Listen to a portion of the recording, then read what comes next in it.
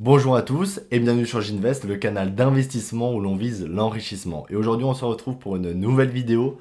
On va voir ensemble un peu le sujet d'actualité phare du moment et voir tout simplement ce que j'en pense. Donc vous le savez très sûrement, le président de la République a secoué le cocotier avec l'annonce de la dissolution de l'Assemblée nationale le 9 juin dernier. Ça, on le sait, et nous les investisseurs, on l'a bien senti sur les marchés financiers.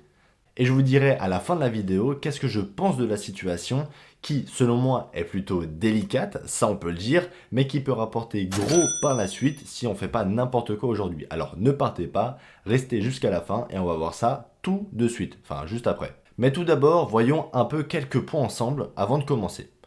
Les investisseurs sont craintifs et le marché n'aime pas ça, forcément. On l'a vu, les capitaux sont sortis, les investisseurs ont revendu leurs positions.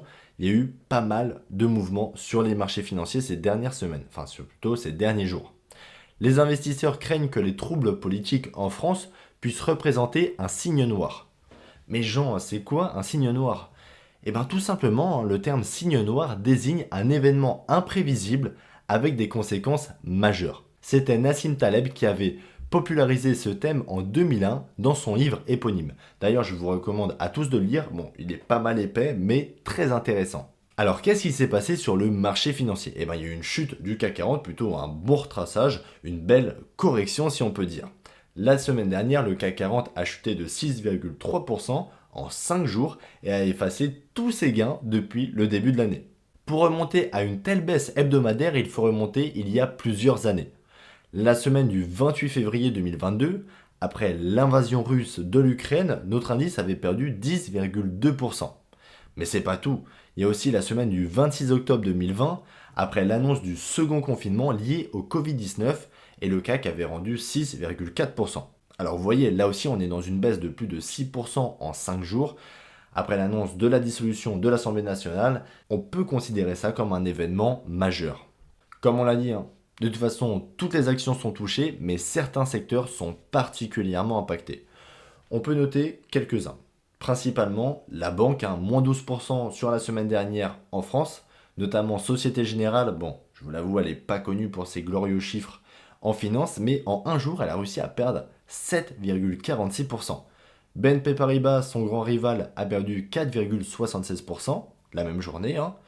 Il y a aussi les services collectifs, Engie, Veolia, etc., qui ont pas mal retracé à moins 3%, et le secteur de la construction avec Vinci et Bouygues qui ont perdu respectivement 5%, un peu plus, et 3,64%. Ce qui est plutôt important, ça on ne peut pas le nier. Alors les entreprises qui ont pas mal chuté, tout simplement, c'est là où l'État est actionnaire. Vous connaissez ma stratégie, vous connaissez ma philosophie à propos de ça. Je n'investis pas dans des entreprises où l'État est actionnaire. Pourquoi? Parce que l'État, pour moi, ne sait pas gérer son argent, donc va gérer encore moins l'argent d'une entreprise.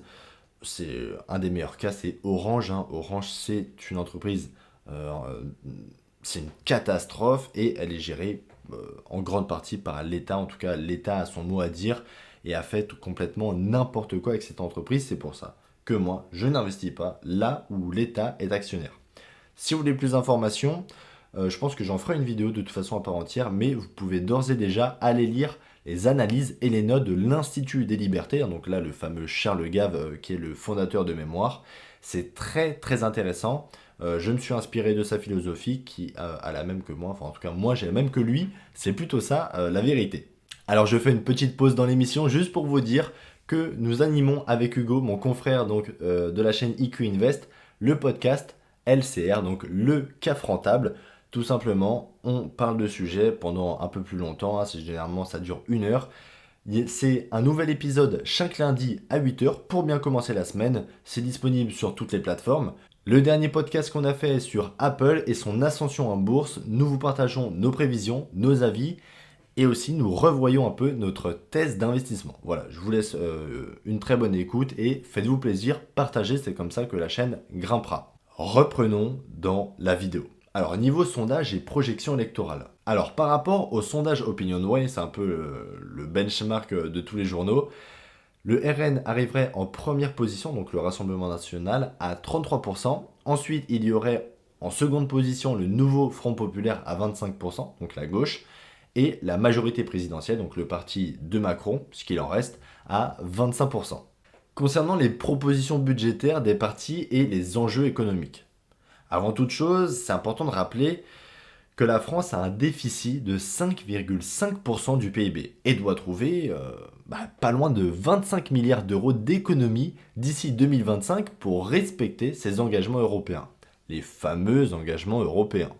Bon, pour les partis qui sont en pole position, on va voir rapidement, le Rassemblement national propose un budget de l'État supérieur à 100 milliards d'euros, ce qui pourrait réduire la croissance de 0,3 points et augmenter le déficit à 6,5% du PIB d'ici 2026. Ce qui est assez important, faut le souligner. Le nouveau Front populaire, quant à lui, n'a pas encore chiffré ses mesures, mais la majorité présidentielle, donc c'est à prendre avec des pincettes, mais je pense que c'est dans les clous quand même, estime le projet à 287 milliards d'euros. Ouais, 287 milliards, je vous l'ai dit. Apparemment, c'est le chiffre. Et ça impacterait forcément l'économie avec la suppression potentiellement de 1,2 million d'emplois, ce qui est, faut le souligner, plutôt pas mal aussi. Mais les investisseurs, ou plus globalement les Français, eux, ce qu'ils veulent, c'est un parti au pouvoir qui priorise la réduction du déficit. Bon, là, je vous l'accorde, c'est plutôt mal engagé. Surtout si encore une des trois agences de notation, donc Standard & Poor's, Fitch et Moody's, dégrade encore la note de crédit de la France une seconde fois en un an. Je vous rappelle que la note est passée à AA-, ce qui est une bonne note, mais c'est de moins en moins bien, quoi. Dans ce cas-là, nous pourrions emprunter moins et pour plus cher. Bon, dans ce scénario, rien ne va plus, vous l'avez compris. Alors, qu'est-ce que je pense de tout ça? Bon, déjà, je pense qu'entre vous et moi, on a une vision qui est assez long terme de l'investissement, et heureusement. On aurait une vision court terme ou moyen terme, on serait un peu paniqué en ce moment, il faut l'avouer. D'ailleurs, moi, je suis beaucoup plus impacté au marché américain que européen, voire même français. Pourquoi? Parce que ça a plus de sens pour moi d'investir dans des entreprises américaines que européennes et françaises, mais j'en ferai une vidéo vraiment à part, parce que là, c'est très intéressant pour comparer les deux économies qui ont rien à voir ensemble, même si elles appartiennent à l'Occident. Moi, ce que je vois un peu dans tout ça, c'est que les soldes vont pouvoir arriver. Le CAC 40 était devenu trop cher avec des PER de certaines entreprises complètement délirants. On peut citer notamment Hermès, Schneider Electric ou L'Oréal avec des PER de 40 voire 50. Pour moi, dans ces moments-là, c'est le moment idéal pour faire un récapitulatif de votre portefeuille. Est-ce que vous avez trop de financières européennes en portefeuille? Je pense que vous avez dû le remarquer si c'est le cas. Quel a été l'impact jusqu'à maintenant de la dissolution de l'Assemblée nationale sur votre portefeuille? Vous pouvez vous poser la question. Est-ce que c'est le moment de réallouer, d'acheter ou de vendre? Ou plutôt, moi, c'est ce que je vous conseille d'analyser les entreprises que vous avez encore en portefeuille et celles de votre watchlist. C'est pas le moment forcément d'acheter ou de vendre. Pour ma part, je ne compte pas acheter de titres européens, au moins jusqu'au second tour des législatives. Je vais être patient et contempler le CAC 40 qui va réagir à l'investiture du premier ministre, enfin du nouveau premier ministre du gouvernement.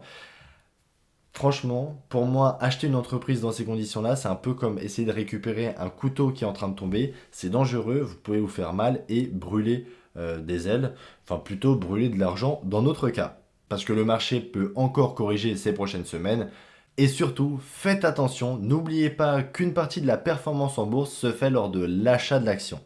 Si on achète une entreprise de qualité trop chère, elle peut même être de qualité, si on l'achète trop surévaluée, la performance n'en sera que réduite. Voilà, donc on arrive à la fin de la vidéo. Si vous l'avez aimé, n'hésitez pas à mettre un like, un commentaire, ça me ferait plaisir de lire votre avis pour ce qui se passe en ce moment, tout simplement. Et sur ce, je vous dis à très bientôt pour une nouvelle vidéo. Ciao, ciao!